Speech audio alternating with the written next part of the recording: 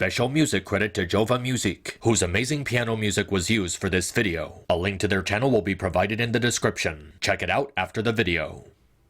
Last time I talked about K-pop Demon Hunters and the secret to its success as an animated musical. Using Disney's recent failings as a comparison, it was a fun movie on account of Sony having better quality control. This made for not only an interesting story with relatable characters, but an incredible original soundtrack. Every song wasn't just beautifully sung, but accompanied with brilliant visuals and compelling lyrics that made them more emotionally meaningful while fitting the story properly. It quickly became one of the biggest hits on Netflix, proving how capable Sony Animation is in spite of their checkered past. Of course, why stop talking about it with just one video? It is a fun movie with a hit soundtrack, so there should be more to say about it besides predictably comparing it to Disney. So I figured, why not? How about we rank the songs in this movie from weakest to strongest? And I say weakest to strongest because worst to best would imply any of the songs were bad. They're really not. All of them are fantastic with a lot of replay value, but some songs happen to be a lot better than others. Which song from this K-pop hit reaches the top? Let's take a look and find out. Souls, give me strength!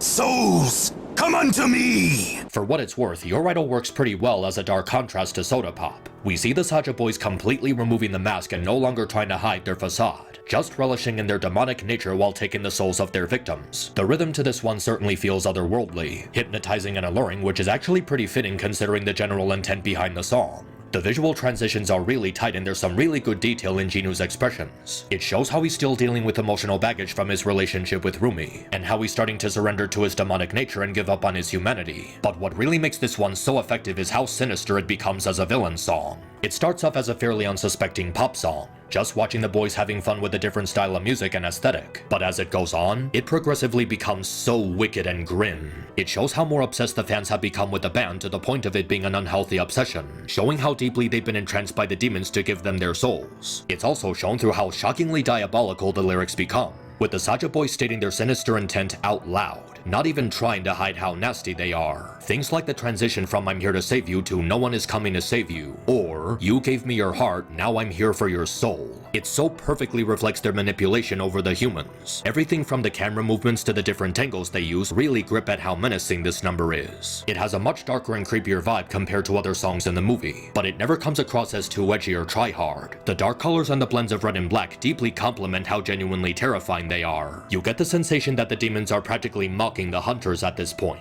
believing that they've won and succeeded in breaking them apart and rendering them powerless. All the visual details are striking in how it shows the menace of the demons, while also taking moments to develop Jinu and his relationship with Rumi. That one lyric where he sings "I'm the only one who will love your sins" is really menacing in how he tries to get into her head. It's a villain song that's really menacing. It's also fairly character-driven with a very catchy chorus and vocal performances. I honestly feel bad about placing it so low on the list because it really is that good. It's just that the other songs turned out to be better in terms of melody and how they're used in the story. It's certainly one of the best villain songs we've had in a long time. And it is pretty creepy how popular it is considering how it's literally about hypnotizing people and enslaving them to your manipulation. A villain song that perfectly captures the nature of these demons stealing your souls. But hey, that just proves that the Saja boys are doing their job, and they're doing it so well.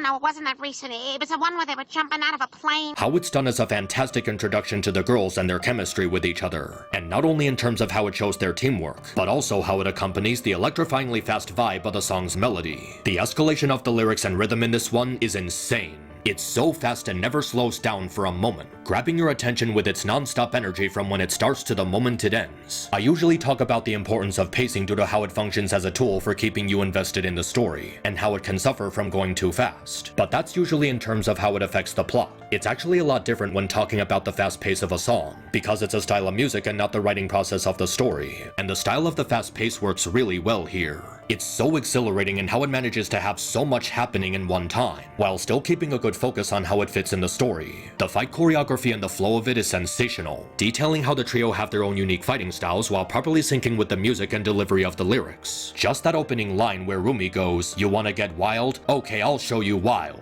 is a perfect outlier for the musical number you're about to witness. Seeing the girls go all out and having a blast the entire time. The rapidness of it helps show off how confident and carefree they are and how passionate their singing is. Even the way they jump out of a busted plane without a parachute just to kill some demons, while still finding time in the situation to do their makeup, is enjoyably chaotic. The swap between them fighting demons and them singing to their fans is also so satisfyingly clean. They just got done doing so much crazy shit, and they still managed to keep their flow going and maintain the original pace of the song. And that one part where Rumi slows down to summarize their mission while hinting at her own personal struggles is really potent. Her crescendo is really passionate as it reaches that high note, like it's a way for her to relieve the stress she keeps bottled up with her situation. It's a really beautiful bit that leaves you with goosebumps. How it's done does exactly what it's supposed to do as the introduction song of the film. It grabs your attention by setting an outlier for the rest of the movie that's impossible to resist, getting you hooked in the personalities of the characters, the tone of the story, the flow of the animation, the style of music, and the way it's all sung with this unbelievable non-stop energy is just so good. If these songs are already this great despite being at the bottom of the list, I can only imagine how much better it gets from here.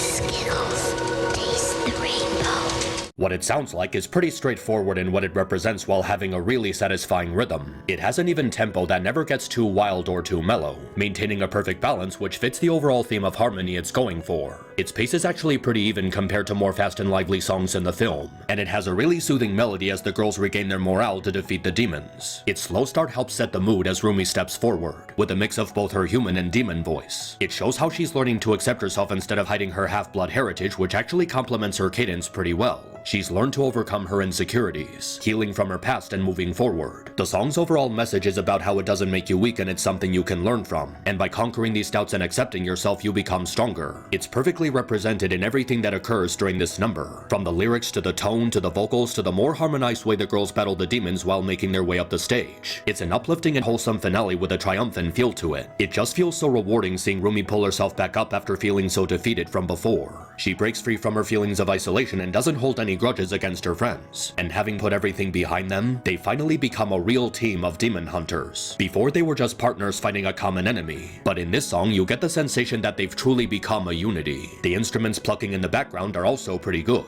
The gentleness of the strings, the steadily growing percussion, the mixing of the dubstep, all of it progressively builds and builds until it blooms into a climactic crescendo, which is really fitting as it's the climax of the movie. Even the lyrics in this one are so uplifting and inspiring, fitting the tone of the girls overcoming the darkness to defeat the bad guys. I broke into a million pieces and I can't go back, but now I'm seeing all the beauty through the broken glass, showing how they've accepted their imperfections as part of who they are and not something to be ashamed of. Or so we're not heroes, we're still survivors. In spite of initially losing to the Saja boys, they won't let that defeat keep them down and they get back up and try again. Every lyric in this song perfectly represents the feeling of picking yourself up from failure and setbacks, and it really feels like the trio have learned to take that lesson to heart. The way they fight in this scene is perfectly synchronized not just with the music, but in their new approach to facing their enemies. It's less vigorous and brutal and more focused and refined, like they actually changed on the inside and weren't just speaking in a metaphorical sense. This song was a really fun way to cap off the movie, having a profound sense of triumph in every single note, showing how the hunters conquer the demons not with brute force, but through self-acceptance and true camaraderie, and the way it was translated through song sounds like a real victory.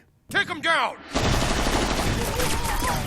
Takedown is a really fun way to see a different side of the trio, exploring their more negative traits without letting it get out of hand. It feels like they're trying to weaponize their vocals through their growing jealousy and desire to one-up the boys, and in doing so they lose sight of what their music is supposed to be about, which would obviously hinder their mission to fight against the demons. Their singing reflects how resentful the girls become towards the Saja boys while maintaining a really good beat. The lyric "No feelings don't deserve to live" particularly sticks out because it shows how strongly they feel not just towards demons in general, but the Saja boys as well, like they are really out for blood here. It also works in how it contrasts with the twist of the movie, how Rumi and Jinu are being oppressed for their demon sides, which actually gets pretty messed up considering that was a lyric Rumi had to agree on for the song. It relishes in a darker side of the girls, but it doesn't necessarily do so to the point of villainizing them. It maintains a proper sense of balance and tone so it still feels like a good guy song, but even putting aside the story symbolism, it's just a really fun head-bopping song in general. The energy is really potent and fluid. The vocals mesh very well with the clapping and deeper bass beats, and the way the audio collides with what's being portrayed visually is really clever. The building frustration in the girls is really funny, and the back and forth between them singing and fighting adds a sense of tension to the way it plays out. Overall, this song does a really good job exploring the hunter's feelings about demons, and it also does a good job exploring Rumi's fears surrounding her true self, desperately trying to soften the aggressive tone of the overall melody. It's a very suspenseful number with all sorts of flowing instrumentation that properly complements how vigorous the trio is becoming, but also how Rumi's insecurities are becoming harder and harder to hide, foreshadowing the eventual reveal of her true self she tries to keep hidden. It's a fun song that demonstrates how high the stakes are getting in the story, and even without that, it's a really fiery number. I need a soda. Soda Pop is such a corny song, and the way it's used in the story is corny too. But I'm sorry, I just love it too much to not put it near the top of the list. You'd think this one would be repetitive because of how straightforward and obvious it is. The Saja boys are demons after people's souls, and the lyrics are a metaphor for the souls they're eating and drinking by luring people with their music. But by golly is it impossible to resist. This one is so addicting it's not even funny. From the pattern of the vocals, to the harmonic nature of the instruments, to the insanely bombastic cinematography. It is a banger and they make it so much fun to watch and listen to at the same time. Unlike a lot of the other songs that involve action in some way, this one just allows the characters to focus on singing and dancing, and it's a real joy watching the Saja boys play off the crowd. Those smug looks on their faces as they gain praise from the unsuspecting townspeople, the fluid choreography in their dancing, the way they gloat the hunters by just showing them up in front of their fans. It's actually a lot of fun. For a second you forget that they're secretly demons out for people's souls. They really come across as a group of snooty but unsuspecting K-pop singers making their first impression. The vocals are upbeat and really good at showing their lighter side they use to draw people in. And knowing the song they sing later in the movie, it's a really good upside down effect. It's like night and day how they contrast each other in tone, and they still complement each other with the dark intent behind both songs. The fact that it's a villain song yet it sounds completely innocent and cheerful is just really funny while also making it refreshing and unique. The chorus is also really smooth and infectious. It's so satisfying how it matches with the foreground vocals that you kind of want to sing along, which actually makes it more creepy considering the intent behind the song. And another thing that makes it so much fun is how humorous it is. This is easily the funniest part of the movie, inserting a really good sense of comedy while not taking away from how addicting the song is. There's all sorts of humorous visuals and facial expressions, from the ways the boys win over the crowd to the girls trying to mask their irritation towards them. Even they can't resist how catchy the song is while bopping to it, and they also have great reactions to the farce the boys try to put up with their offerings and gifts to the crowd. And the way the whole thing is shot is perfect. The angles really give the Saja boys a presence that's both intimidating and soothing. On one hand, the song is a farce that they use to cover up their real motives while showing up to the girls. But on the other hand, you feel so warm and fuzzy inside because of how cheerful and happy they act. It's a mix of highs and lows that lets the camera work capture their essence properly, making them really convincing as an upbeat boy band. With fresh music, vibrant vocals, energetic dancing, and impressive camera work all rolled together, Soda Pop is an incredible introduction to the Saja boys and how they play off the heroes. Deliciously irresistible, and also really catchy.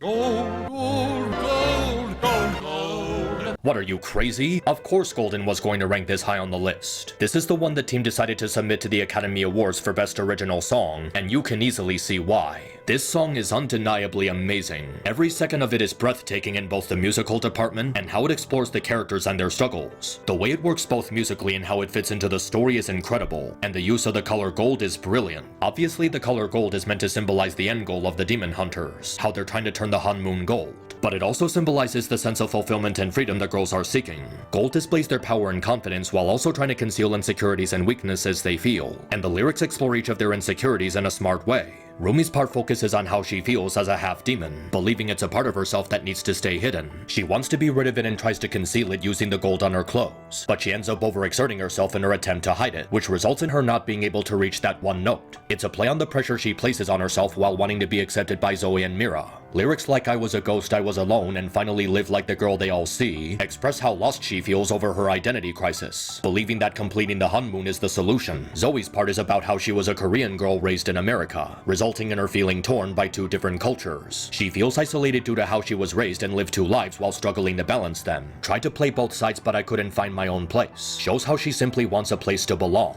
and how she feels like she found it by pursuing this glittery dream of being a pop star. And Mira's part focuses on her issues with her family. She was shunned by them for being a free spirit and going against the status quo of Korean traditions. She's very embracive of her rebellious nature, but it also results in her being misunderstood, with people only seeing her tough exterior due to her attitude. On the inside, she has a heart of gold, and she wants to help people as a demon hunter. The way she sings "Got Too Wild" shows how true she is to that part of her character, and wants to express it openly while not losing touch with her gentle side. and the rest of the song explores their shared desire of feeling accomplished with their mission while following their dream as passionate singers. Golden doesn't refer to the honeymoon, it refers to the girls wanting to shine through their insecurities and rise above them. And lyrics aside, the vocals are fantastic. With the way the notes are intended to be sung, you need to have the right vocal range to pull it off, and all three of them manage to pull it off perfectly. Every high note and pitch is perfectly spot on. You can practically feel the passion as Rumi reaches for those raised verses. It contrasts very well with her low monotone in the beginning, showing how she's trying to conceal her true self. Rumi is the main singer while Zoe and Mira take on a supporting role, but all three of them manage to blend together so perfectly that it's nearly seamless. The symphony of the vocals complement their internal struggle appropriately, and the music has such a powerful build-up to it. It slowly grows into a bombastic blast of instruments to complement the growing confidence of the girls, and the chorus really strengthens how smooth and harmonic it becomes after that first minute.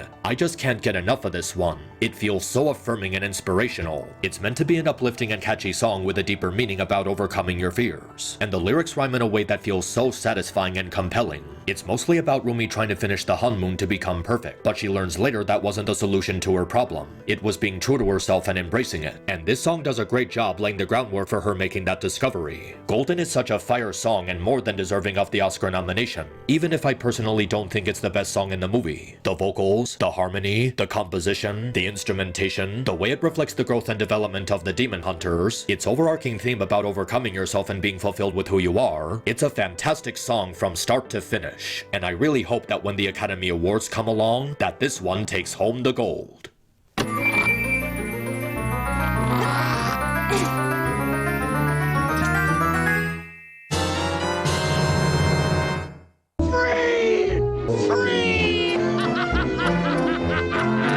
Free is all the strengths of this movie's soundtrack rolled into a single solid package. Every second of it is brimming with heavenly passion, and everyone involved brings their A game to it. The singers, the musicians, the animators, the lyricists, all of it just feels uplifting and inspired. And the strange thing about it is that it does so by being completely different from every other song in the movie. The other songs have a really fast and highly energetic tempo, which makes them more in tune with traditional K-pop music. But in comparison, Free is a lot slower and has less volume to it, having a much more relaxed and somber take on this genre of music. But this actually works in the song's favor because of its overall meaning and how it explores the characters. This is the duet sung by Rumi and Jinu as they try to find the humanity in themselves and each other, searching for an answer to the conflict that's slowly tearing them apart. And everything about it is beautiful. Some of the lyrics are a little predictable and obvious, but the way they're used to engage with how Rumi and Jinu open up to each other is striking and ingenious. There's so many deep and thoughtful verses in this one, with each of them having a unique context behind them based on who's singing. Rumi sings all the secrets that keep me in chains and all the damage that might make me dangerous, narrating how deeply she feels about her demon half. She spent her whole life being told that it was wrong and she needed to avoid revealing it to others. Like she feels ashamed of her own existence, which fuels her desperation to complete the honeymoon.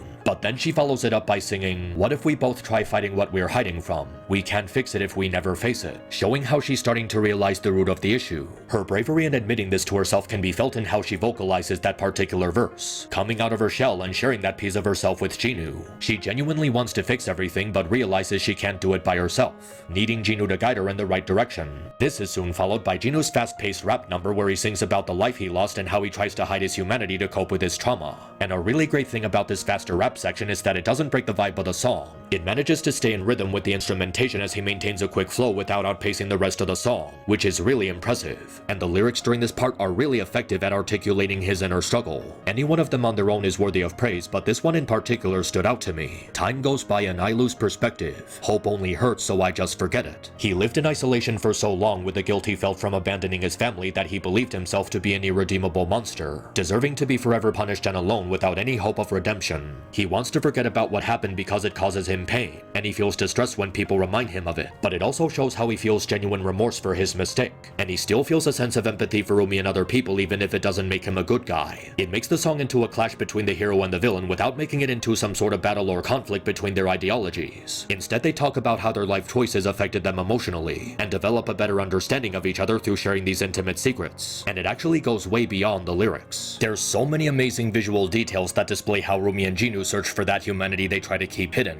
Rumi says, "You say you're not good, but you're good for me," right as Jinu walks into the frame, symbolizing how they depend on each other for hope. Jinu gives Rumi hope of being safe from her demon side, while Rumi gives Jinu hope of regaining his humanity. There's also the the incredibly warm expressions on Jinwoo as he sings his solo. The softness in his eyes and depressed look on his face show how he carries a lot of guilt from his past, wanting to believe in something better but not knowing if he deserves it. The lyric "I don't trust it but I want to" shows how he secretly desires a sense of peace and to be freed from a cycle of punishing himself. And then there's the bit where Jinwoo looks at his reflection in the window before turning to Rumi as he sings the lyric, "Voices keep pulling me towards no end. It's just easy when I'm with you." While Jinwoo stares at his reflection, you can sense a bit of resentment towards himself and how his demon eyes reflect off the window, which contrasts with how Rumi views him with total acceptance. But what's even more interesting is how the demon eyes fade when he turns to Rumi. He sees himself as a monster beyond saving, but he also knows that Rumi still sees him as a person and wants to help him. It gives him hope that there's still someone in the world who's willing to listen to him, giving him hope and causing his demon eyes to fade out. Even after everything he's been through, a part of him still hopes that Rumi's plan will work so he can receive forgiveness from his family, even if he can't forgive himself. Stuff like this is laced throughout the song and it makes for fantastic visual storytelling. The ways the two look at each other while reflecting on themselves with these soothing facial expressions gets so much comforting emotion across. But even putting aside the lyrics and visuals, this song is just audibly beautiful. This song and Golden really allow EJ to sing from her heart.